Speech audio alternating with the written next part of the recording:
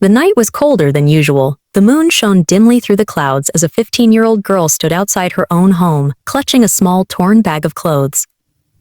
Her eyes brimmed with tears, but her heart was too numb to cry any longer.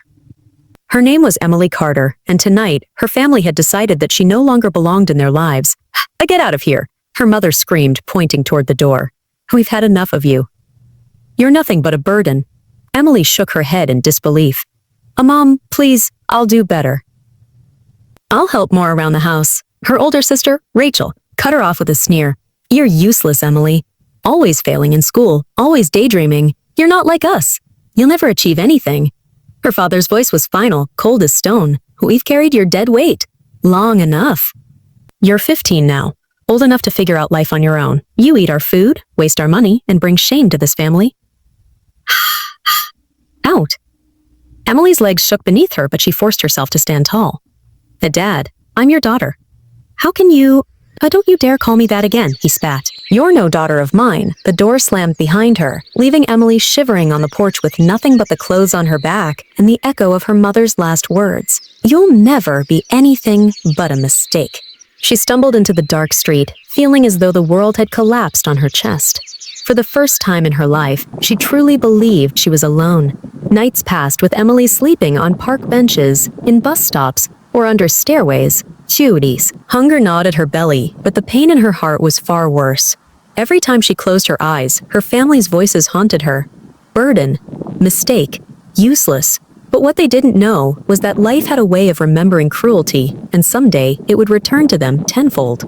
Emily's days blurred together in a haze of survival. She washed dishes in dingy diners, swept floors in corner stores, and even carried groceries for strangers, earning just enough to buy stale bread or a cheap cup of soup. Yet, amid her despair, there was one person who never turned his back on her, her grandfather, William Carter. Grandpa William was a tall, dignified man in his 70s, with silver hair and kind eyes that carried wisdom. He adored Emily since she was a child, often telling her stories of his struggles and triumphs. Unlike her parents, he saw a spark in her. One evening, while Emily sat behind the back alley of a cafe, hugging her knees, a familiar hand rested gently on her shoulder. "Emily?" a warm voice said. She looked up and gasped. "Grandpa!" She flung her arms around him, sobbing. "They threw me out. They said I'm nothing." William's eyes hardened, but he stroked her hair gently. "My darling, you are not nothing. You are everything." But Grandpa, I have nothing.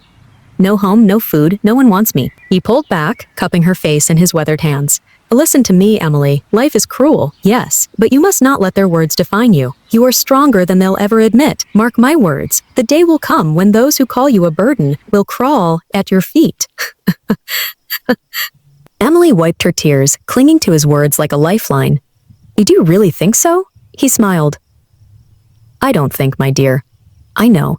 That night, Grandpa secretly gave her money to rent a tiny room and promised to visit whenever he could. He couldn't take her home. Her parents would never allow it, but he made sure she never starved. And more than food or shelter, he gave her something priceless: hope. Years passed and Emily worked tirelessly. She studied at night schools, took low-paying jobs, and slowly built herself into someone she could respect. Though the scars of betrayal never faded, Grandpa's words kept her alive. One day, the tables will turn. When Emily turned 21, tragedy struck. Grandpa William passed away peacefully in his sleep. The news spread like wildfire through the Carter family. But while they pretended to mourn, their greedy hearts beat only for one thing: William's $20 million fortune. At the grand estate, the family gathered in the lawyer's office. Emily stood quietly at the back, her presence barely acknowledged. Her parents and siblings strutted about, whispering excitedly about how the money would be divided. Rachel smirked. "Finally, Dad, we'll get what we deserve." "I can't wait to move into the estate." Her father nodded, rubbing his hands.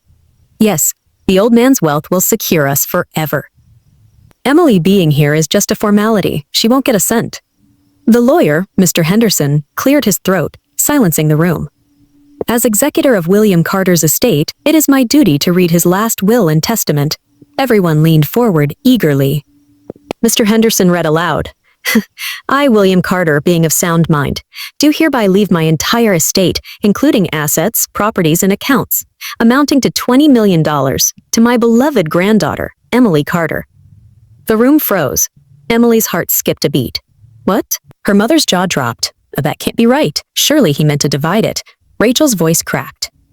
No, this is a mistake. She was the burden. Not us. Mr. Henderson adjusted his glasses. The will is clear.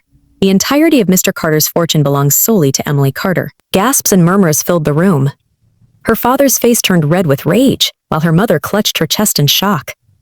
Emily stood there, stunned, tears welling in her eyes, not from greed, but from the memory of her grandfather's faith in her. His words echoed once more. The ones who made you cry will bow before you. And indeed, they did. In the days that followed, Emily's life transformed overnight. She inherited the mansion, the businesses, and the wealth her family had so desperately craved. Suddenly, the same parents who had thrown her out, the same sister who mocked her, and the same relatives who called her useless, were at her door wearing fake smiles. Her mother clutched her hands. Oh, Emily, we've missed you so much. We were wrong, sweetheart. Can you forgive us? Her father forced a laugh. You know we only wanted the best for you. Families fight, but blood is thicker than water, right? Rachel even hugged her, whispering, "You're amazing, sis. I always knew you'd make it." But Emily wasn't naive anymore. She looked at them with calm eyes, remembering every night she had slept cold and hungry, every insult, every cruel laugh. You called me a burden? She said softly, her voice steady. You threw me out when I needed you the most. And now that I have something you want, suddenly I'm family again? They stammered, trying to explain, but Emily raised her hand. I forgive you, she said, shocking them. Forgiveness doesn't mean trust.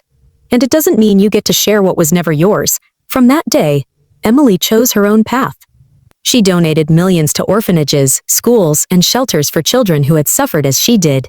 She built institutions that gave hope to the hopeless, food to the hungry, and love to the abandoned.